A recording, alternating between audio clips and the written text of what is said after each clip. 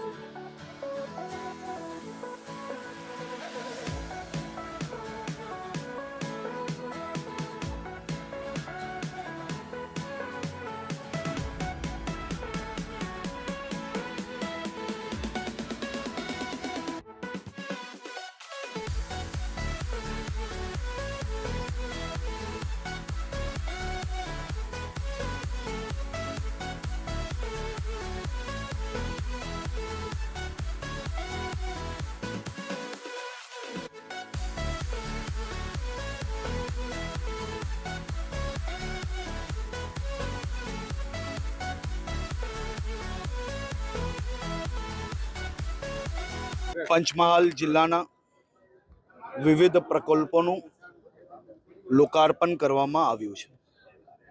આ વિવિધ પ્રકલ્પો થકી આવનારા દિવસોમાં પંચમહાલ જિલ્લાના નાગરિકોને દૂર સુધી નાની મોટી ઘટના બની હોય, કોઈ ફરિયાદ લખાવી હોય તો દૂર એરિયામાં ના જવું પડે ને નજીકમાં પોલીસ સ્ટેશનોમાં આ પ્રકારની વ્યવસ્થાઓ એમને મળે તે માટે રાજ્યના મુખ્યમંત્રી શ્રી ભૂપેન્દ્રભાઈ પટેલ દ્વારા આ તમામ પ્રકલ્પો આજે પંચમહાલ જિલ્લાના નાગરિકોને ભેટ આપવામાં આવ્યા છે, ખુલ્લા મૂકવામાં આવ્યા છે।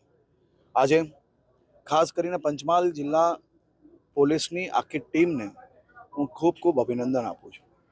છેલ્લા 1 વર્ષમાં ગૌ હત્યા કરનાર એક વ્યક્તિ પર જે પ્રકારના પગલાં ભર્યા છે, જે પ્રકારના કેસો દાખલ થયા છે, આપણી સૌની આસ્થાનું મહત્વનું કેન્દ્ર આસ્થા સમાન માં ગૌ માતા પર આ પ્રકારની હત્યા કરનાર લોકો પર હજી બી કડક પગલાં જરૂરથી ભરાશે। આ જ રીતે તેરા તુજકો અર્પણ કાર્યક્રમ, આ જ રીતે ડ્રગ્સ વિરોધની જે આપણું અભિયાન ચાલે છે તેમાં પંચમહાલ જિલ્લા પોલીસ દ્વારા ખૂબ અદ્ભુત કામગીરી કરવામાં આવી છે અને આજે જે મકાનો લોકાર્પણ કરવામાં આવ્યા છે તેમાં ખાસ કરીને મેં સૌ પરિવારજનોને એક વિનંતી કરી છે કે આને સરકારી મકાન નહીં પરંતુ પોતાનું સપનાનું ઘર સમજીને ગૃહ પ્રવેશ કરજો, જેથી જામનગરની અંદર રજાક સાહિત્ય નામના એક કુખ્યાતને બિલ્ડિંગ આજે તોડી નાખ્યો, એનો બંગલો તોડી નાખ્યો, શું પૂછો એમાં કહેવાનું શું હોય? આપની પ્રતિક્રિયા? એમાં કહેવાનું ના હોય, કરવાનું હોય ભાઈ.